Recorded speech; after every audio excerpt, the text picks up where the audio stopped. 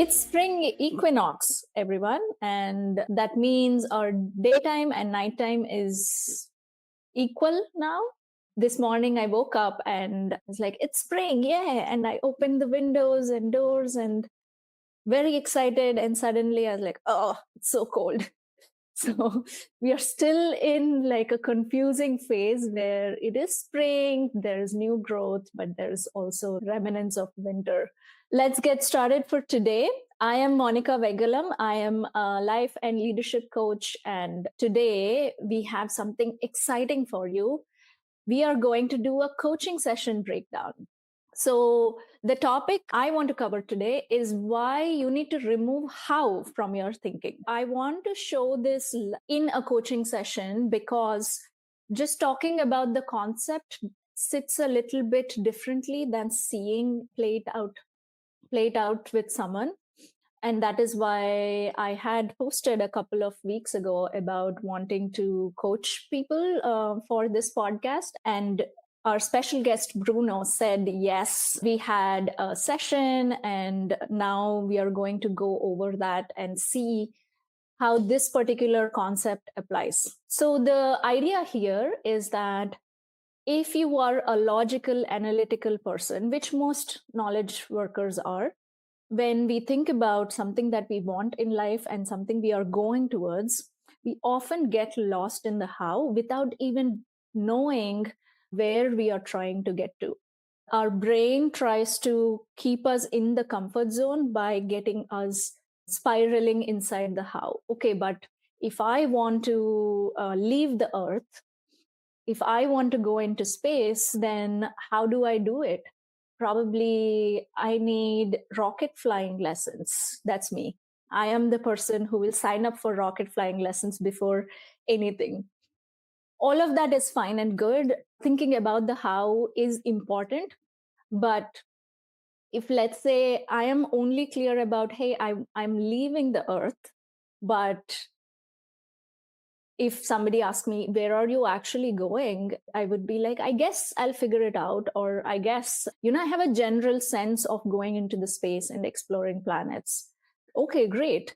But are you talking about moon? Are you talking about going to Jupiter? And unless we are very specific and we are committed to where we are going and what we are doing, it's very easy for us to kind of stay in our own orbit and keep thinking about the how. This metaphor is working perfectly because just like Earth, our comfort zone has gravity and it will keep us there by using many necessary ways of pulling us back into the zone.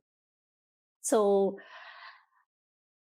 we want to always declare the what before the how. That's the thing that we are going to talk about today. If you're here listening, there are a couple of ways to listen through this session. One is look for, as I'm coaching Bruno in this session, look for ways where you have a similar pattern of thinking as our guest Bruno. That's one where you stop yourself. That's one way of listening. And if you're someone who is leading people, who wants to develop other people, listen. You can also listen for where we are pausing, what are some questions I'm using to evoke responses in Bruno outside of his current thinking.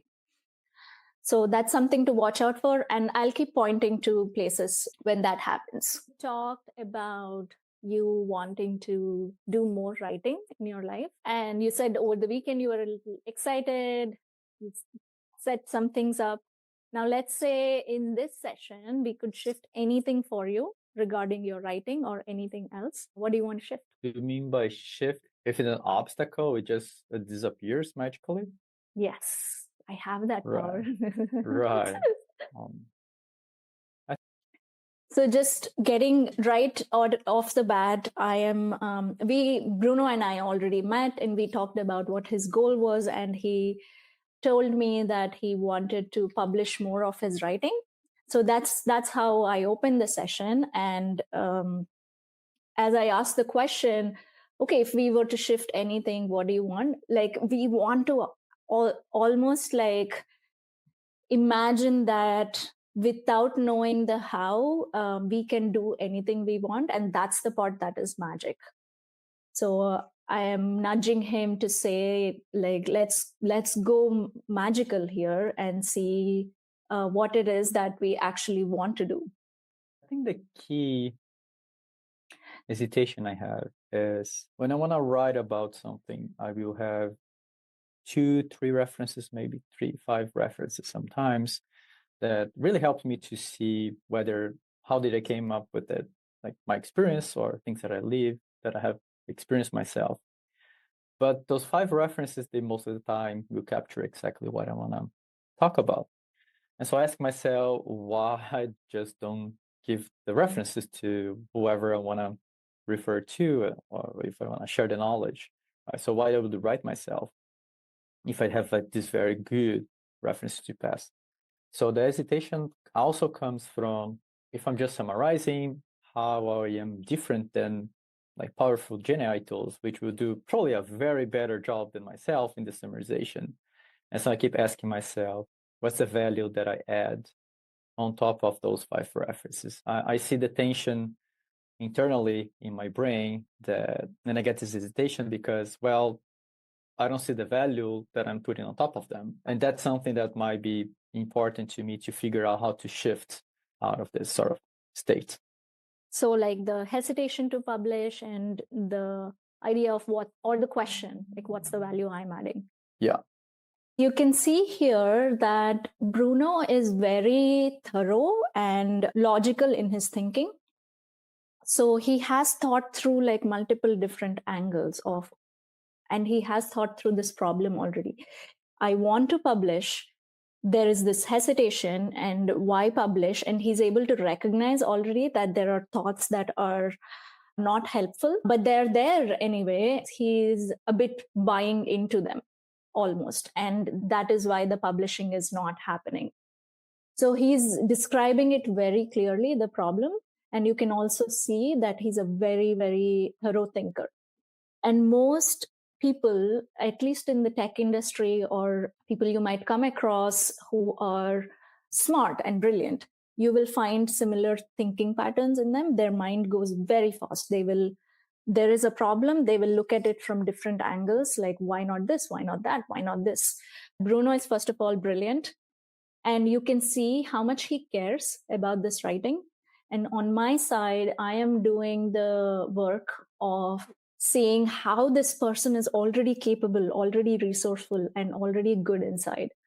And as a manager or as a leader, as someone who is connecting with people and developing people, you want to almost sit in that position, because our judgment can take us away from seeing the good in the other person and miss all the richness in their being.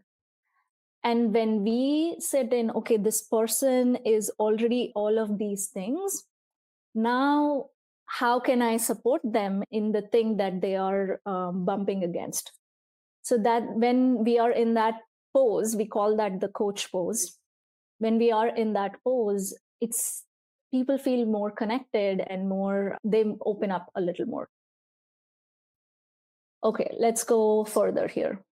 For our audience, would you say what like your overall goal is? What are you going towards? My goal is to start building personal brand myself of what is my expertise, what I can collaborate, what type of different professionals they deal with, and then I can actually help as well. And on top of the personal brand, I have a huge interest on moving or transitioning into some sort of business myself that, of course, is about thinking in terms of setting up how to help others as a business, as a person, of course, as a professional. But I would like to see these two moving together. Like, it's not only about having a possibility to make a business, but much more about having this personal brand so people can see me from, of course, my experiences and the knowledge I have and the things that I've been researching and learning and sharing with everybody. But I really want to make sure that I can put out there who is Bruno, which is not only the company I work for, but who is Bruno despite the company I work for. So let's say you have your personal brand, or like we are moving towards that. What's a objective goal? That's a very good question.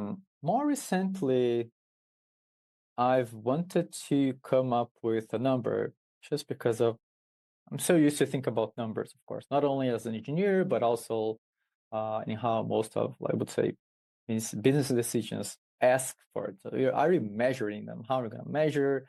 What's our inputs or outputs? So I came up with this number, which was 1,000 like, leads or subscribers or followers, whatever the platform names it. Right? But why 1,000? And that forced me to go into why it's not 10,000 or why it's not 100. So what we were doing there was we are expanding on his vision.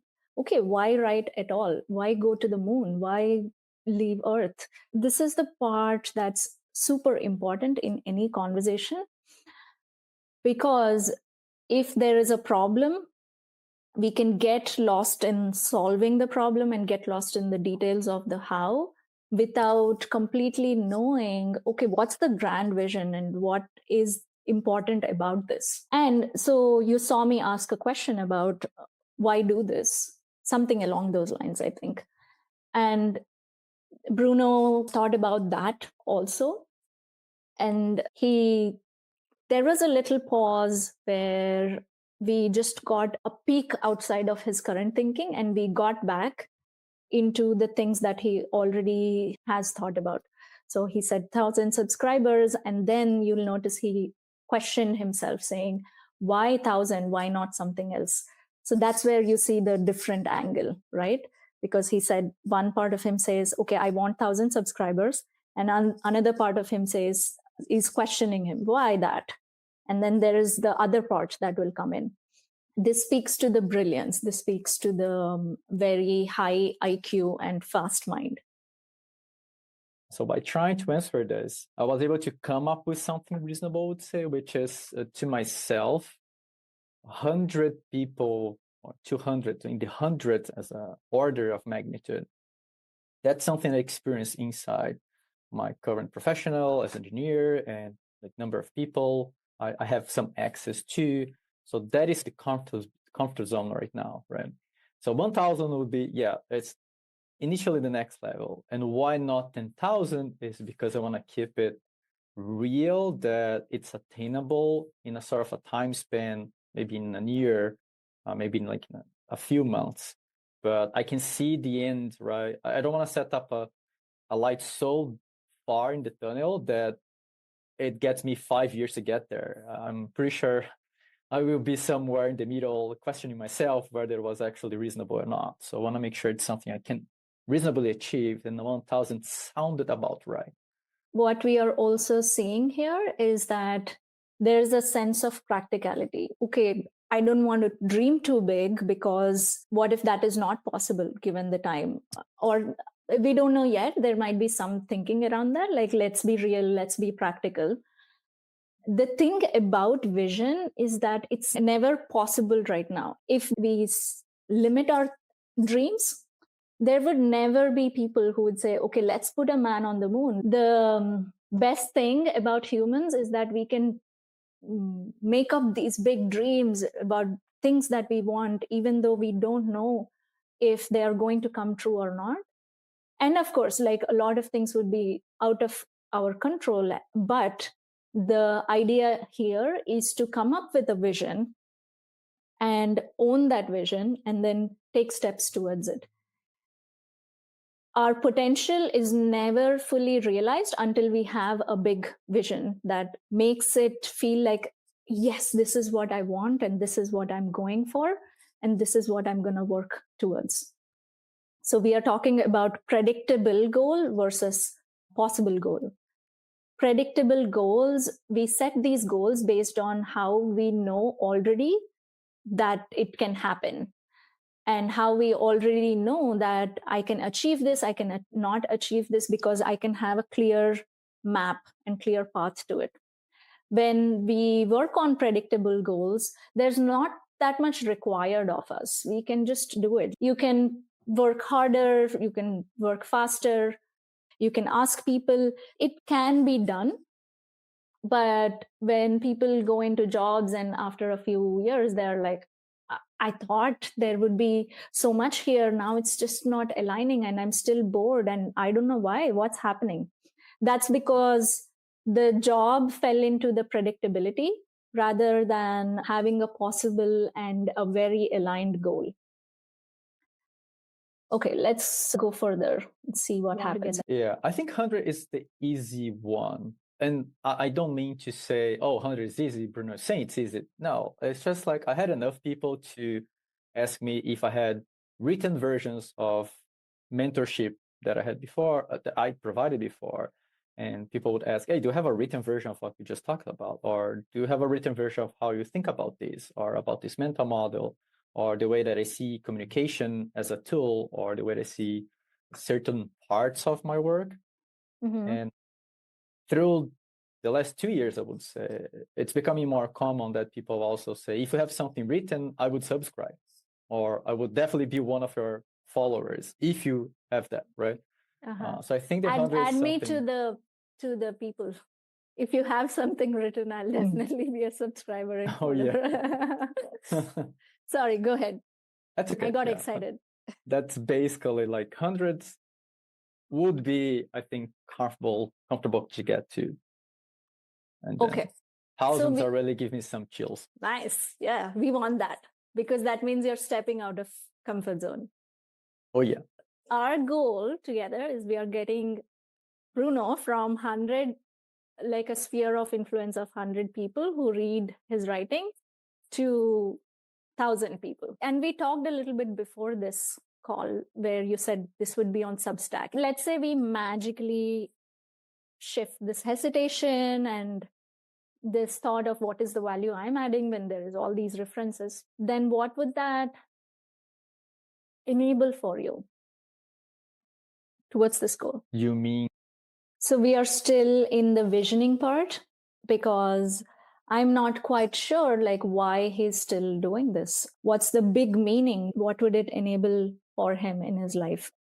And it's important to spend time here because if we don't have a compelling vision, what happens is our strategies of getting things done, which is forcing ourselves or not doing things, maybe procrastinating, maybe just be like, okay, I'm just going to grit through this, suffer, and get this done. All of those take over.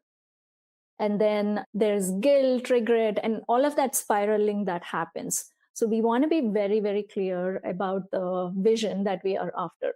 Having the Substack ready, or after a few articles? Could be anything. By having the Substack ready, and let's say one article out there, right? I just feel weird having a Substack, but nothing published. Even though I saw it a few times, I still think it's weird. But given that it's out there, and then there's one initial article, I think it unlocks some pressure that when the next one will come. I think that's what my brain would be asking right after having the first article is, can I make it like a proper bi-weekly publish, and getting comfortable with the schedule and the commitment to put something regularly out there, right? It's not just...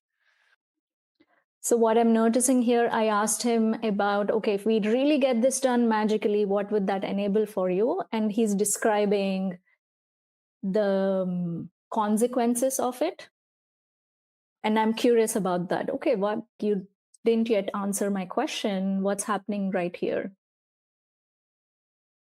One here or one after, I don't know how many time, or I don't know how many months, but getting to the recurrency of it, it's probably what I would start thinking the day I click the push button for the first time. Yeah. Would you say that's also in the way of actually publishing?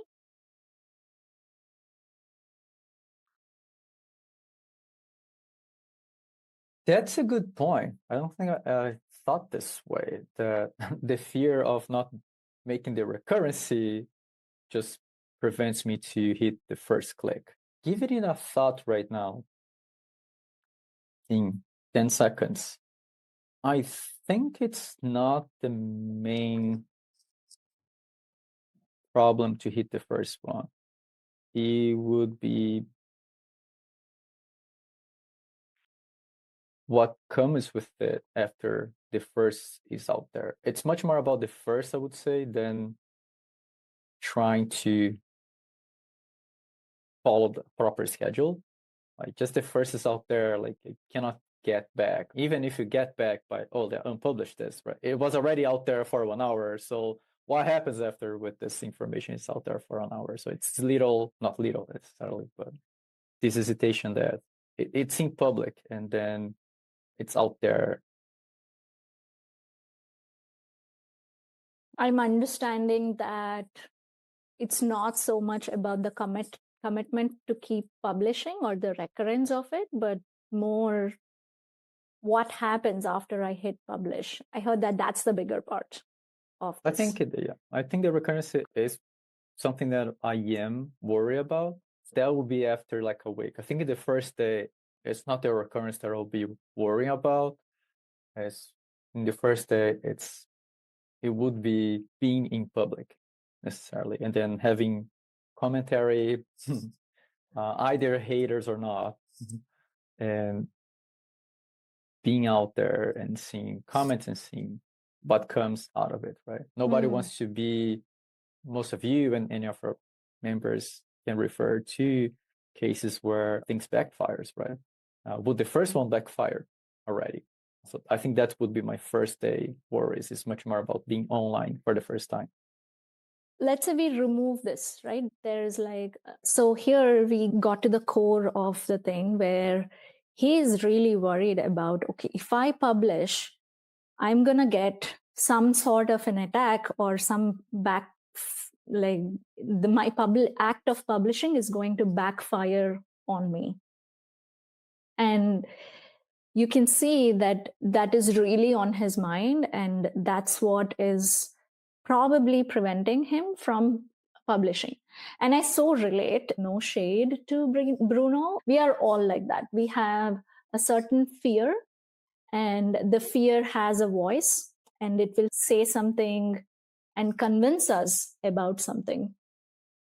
And it's also very reasonable because, of course, if you put stuff out on internet, you are going to get comments back. Initially not. I wish it works like that, and I wish I have my posts go viral or whatever. But what I'm saying is, yes, there is. If you keep putting stuff out on the internet, people are going to comment. Look at Twitter. Somebody put something, and there's people just saying like really sharp things about how what they said is wrong, how it's not valid. They poke holes in the argument. So the fear is making a very reasonable argument. And that's what you will see if you notice about yourself. If you want to do something, notice what argument you have that is almost too reasonable, almost too convincing.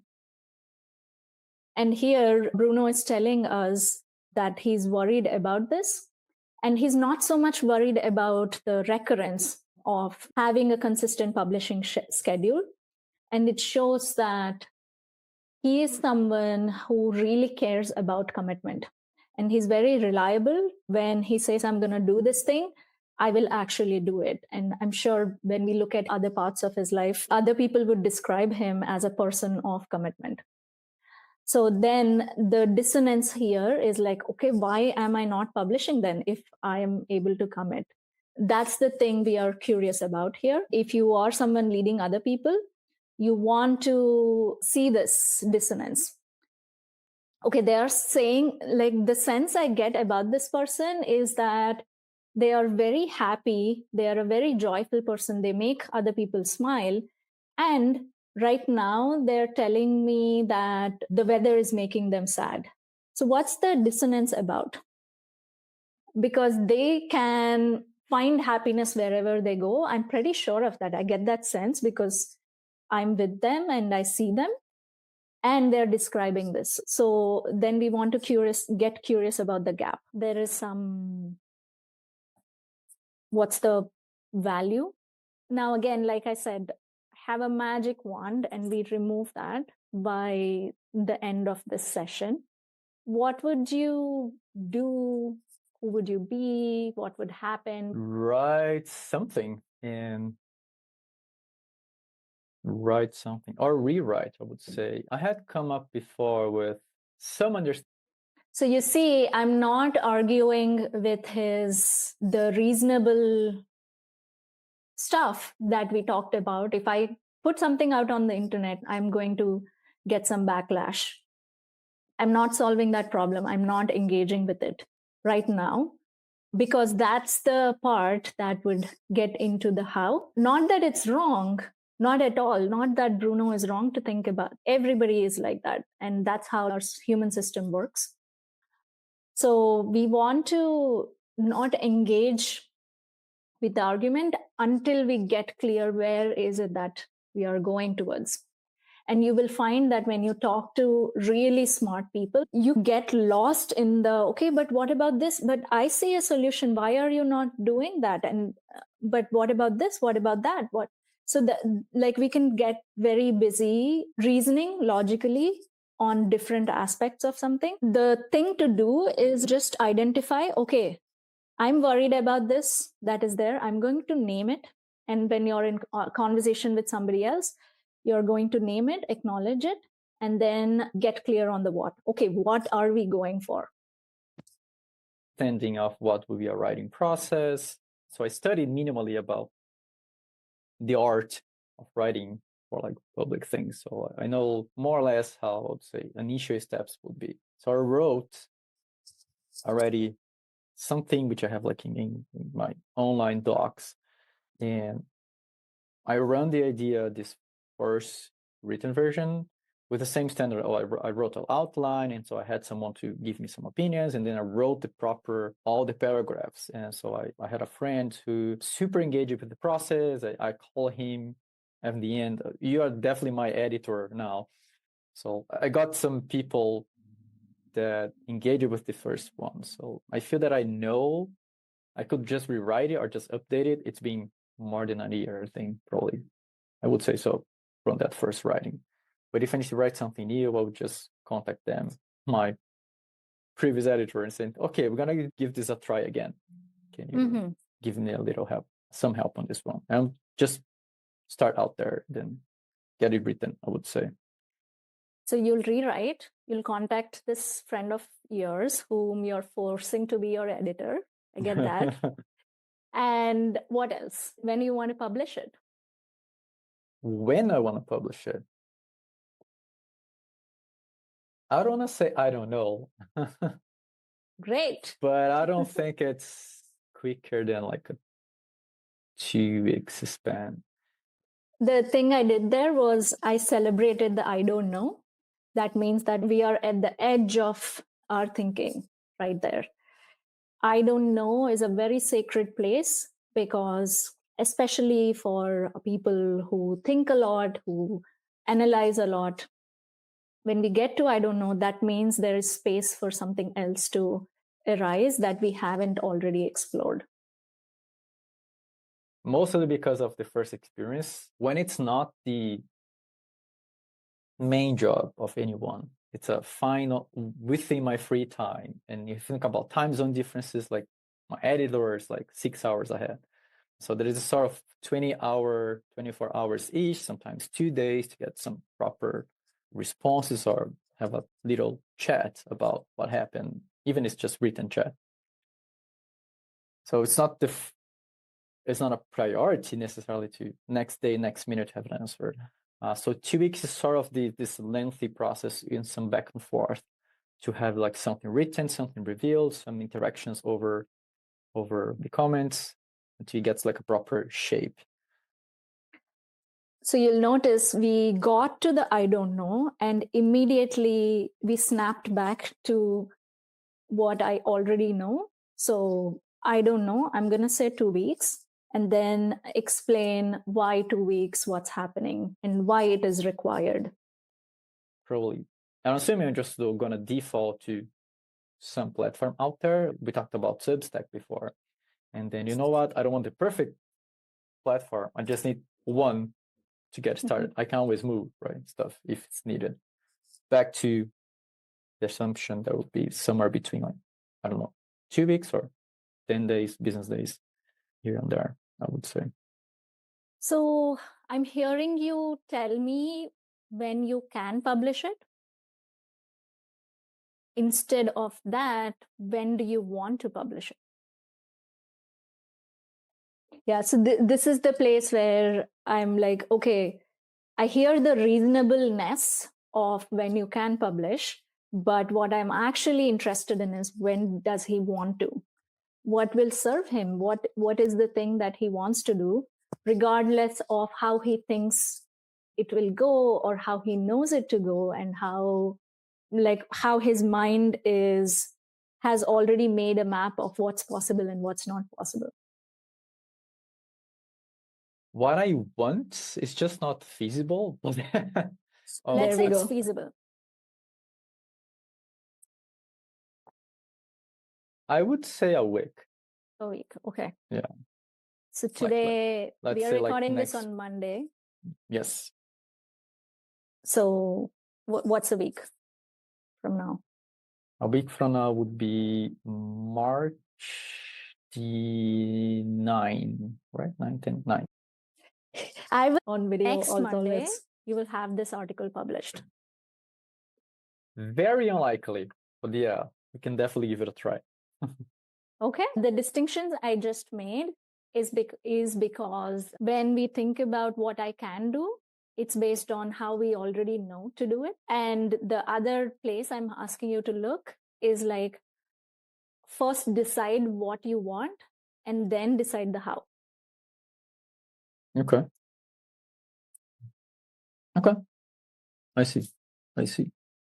So do you want to try for Monday or next Monday, or do you want to make it happen on Monday? Either is a fair choice. Yeah, I want to make it happen in the 2 weeks span. And the difference between what I said before is wanting. Okay, let me just rephrase this because what I'm doing here is like standing, or we call that a stand. I'm almost like being like this person who's holding his feet and saying, what do you actually want? Not what can happen, not what you already know to do. What do you want? And again, I'm coming back to my stand, because unless we are clear about what a person wants, we don't know how to partner with them, how to help them. You will see this a lot when you might be having coaching conversations, mentoring conversations. Somebody comes and asks you for help, and our brain, like the default, at least the way I am, is like, I really want to help this person and this is all the stuff I know. That probably would not serve them unless you know what they want and where they are going, what their North Star is, and this advice is actually in that frame or not. Developing a stand is, if you're not able to stand for people to say what they want, that's okay, because it's a very trained skill. I constantly train on it. I have people giving me feedback. I have coaches telling me that this is where you slipped your stand. Why I'm presenting that to you right now is to start practicing listening for what people actually want. They will say all these things, but just question with yourself, okay, what does this person actually want? What do they need right now? And then with that, then check with yourself, okay, the advice that I have or the places that I see for this person, do they fall into that or not? So that's a really good practice for people helping other people. You mentioned that what you want and then you figure out how. I don't know whether it's a can or cannot. I just don't see hours to make it happen. But I'm thinking about the how, right? But that should be the next one. If I just mentioned the next step. Yeah, see how the brain quickly goes into the how first. pure want would be a week from now. Awesome. Do you want to commit?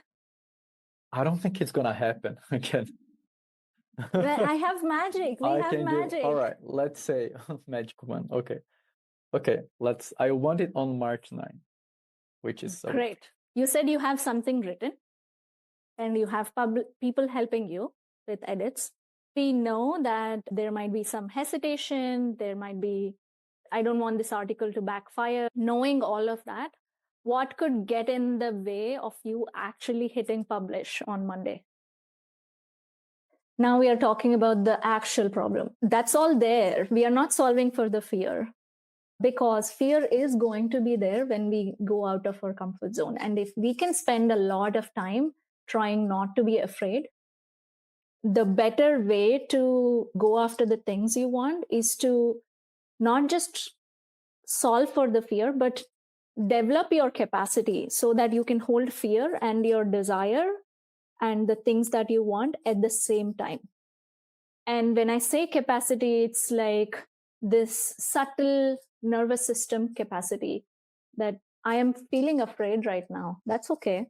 And I'm going to do this. But the default way that we do this is first, okay, I'm feeling afraid. First, we don't even recognize that there is fear. And when we do recognize, we try to get that out of I don't want to feel this. I like, my hands are cold, my body is shaking. I don't want to feel that. So I'm going to not do this thing. That's how I used to be. I used to give myself a lot of space for the fear to go away and then do the thing. And that's okay. But you finally want to develop your capacity so that you can hold those feelings and still not the feelings dictate what you do or do not do. You said you have something written and you have people helping you with edits. We know that there might be some hesitation. There might be, I don't want this article to backfire. Knowing all of that, what could get in the way of you actually hitting publish on Monday?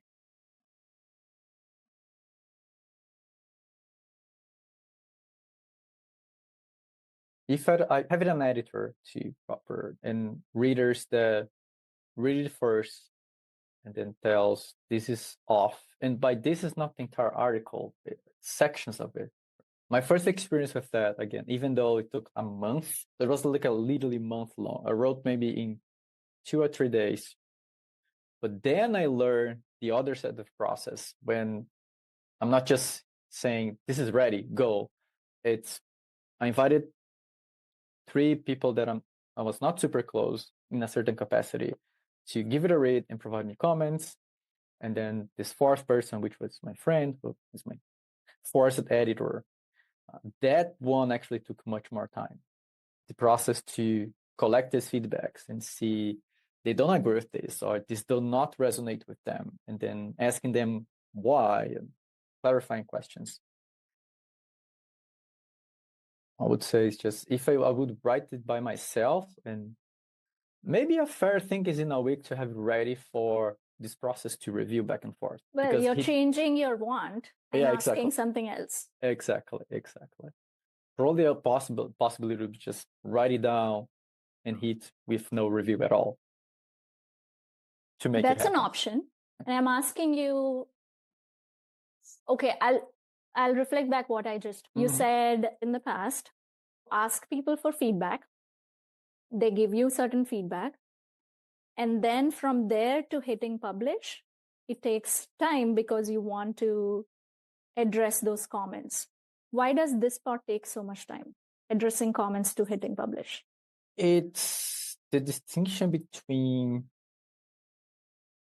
a conversation and single step review. There are reviews where, and I've been there in some capacity, like enterprise-wise or corporate speaking, where there's a bunch of inputs here and there. You're gonna say yes, or you're gonna say no, and that's fine. There are comments or commentators which have this sort of back and forth. So it's a conversation which is asynchronous as a review. You can think about I wrote something and then I ask the person to read it again, and then it's gonna come up with additional comments on top of that one on just let it go because that looks good right now. So it's the fact that the interaction takes maybe 3 round trips, 2 round trips most of the time, 3 round trips sometimes. It's not just one, this is good, replace this word, and you are done. And it kind of inflates, I would say, the time span over as well. Got it. So, what about the interaction makes you want to spend more time there instead of moving towards publishing? So, we are now seeing where the publishing date keeps getting pushed because I want to hear back from these reviewers. I want to address the feedback and have the conversation go. And this is where a lot of people in corporate and knowledge workers, people who are trying to grow, they ask for feedback so that I want to make sure what my output is good, which is a very good thing. It's a noble thought, and I am all up for it. And the problem is that sometimes that happens without knowing, without having a commitment on the table. Hey, this is what I want to do, and this is what I'm looking for. And from your experience, do you have any thoughts about this specific thing? People appreciate that a lot. And when we ask reviewers, do you have any feedback for me? Like, they don't know, they'll just give you thoughts, and then that takes time to address. And if you get caught up in addressing everything, all of that keeps pushing the goal away, or it takes more time, or you might burn the midnight oil trying to get everything through. So that is why we want to have the what. When am I going to do this? What am I going to do this? What's the exact challenge I'm feeling? What's the gap? Then we get into the gap. That's when the how thinking will help. I have this specific thing that I'm getting blocked by. How can I solve this? Let's say, I need to talk to 10 people in the next week, but I don't know 10 people. I don't have 10 people in my network. Now the creative thinking has a structure and a container to expand and brainstorm and have all these ideas. What fear does is that it tries to keep everything vague, like in a sort of a vague, fuzzy realm, so that we can stay safe, not feel the discomfort, not feel the feelings, not feel we are doing something wrong, or etc., etc. Like, it looks different for different people. You can see Bruno has a lot to express, lot to say, because when I ask a question, Bruno tells me like many different things, many different nuances. And as we identified, he's a very thoughtful, brilliant, smart person. One of the layers I'm working as a coach is to let people express certain parts of themselves. Especially when, in this case, Bruno said that I want to publish and things get in my way. It could also be this piece of, there are certain parts of me that I haven't expressed yet, and I want to express, and I want to be seen in those aspects of myself. Me as a coach, I'm giving him lots of permission to express all those parts of himself. And it's a very important thing as someone who is developing people to give the experience of being seen, heard, and felt even. That's when certain parts that they have suppressed and certain aspects of their creativity that they haven't touched, those start coming out. And some of the fears we have about what happens, that gets soothed a little bit. It's also important to give people the experience of being seen and heard, because most of us grow up with overcorrection almost. As we grow up learning social boundaries, social behaviors, kids have to learn. But the way that it is imposed on us is almost in an overcorrection way. I'm going to correct you. I'm going to correct you about this. I'm going to correct you about this. I'm going to correct you about this. And that's how we grow up and learn social behavior.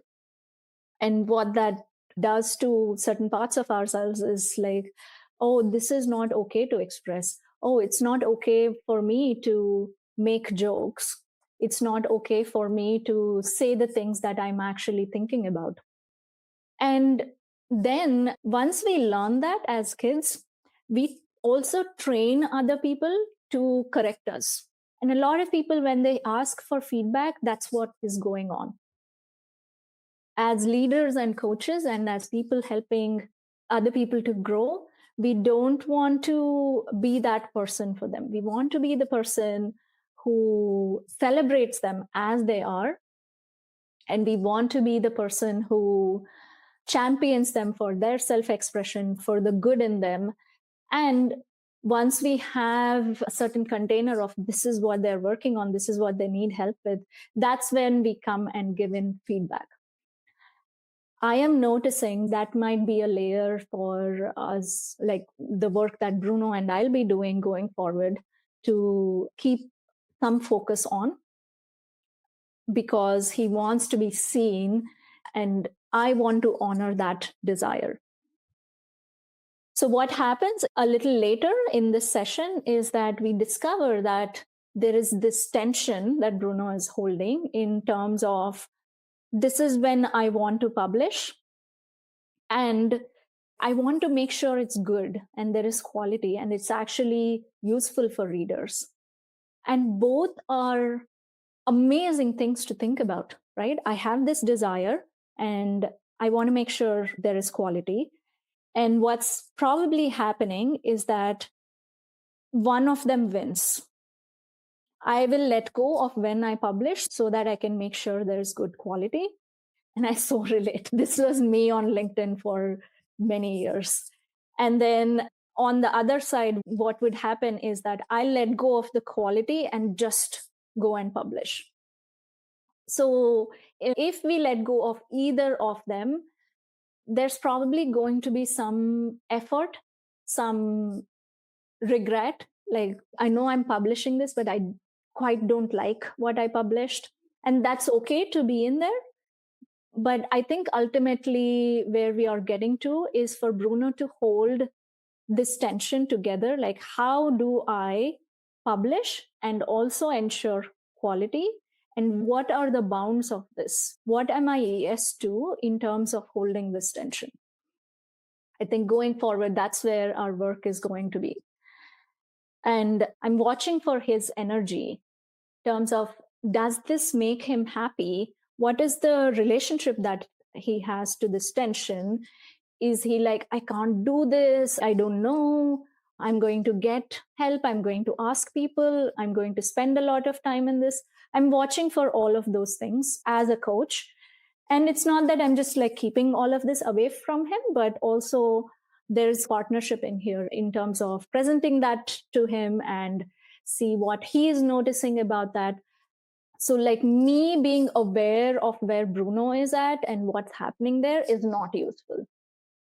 The most useful part is him realizing what's actually happening and get the shape of what is the tendency of my thinking, what are the habits of the way I operate in the world, and then learning a new way of operating.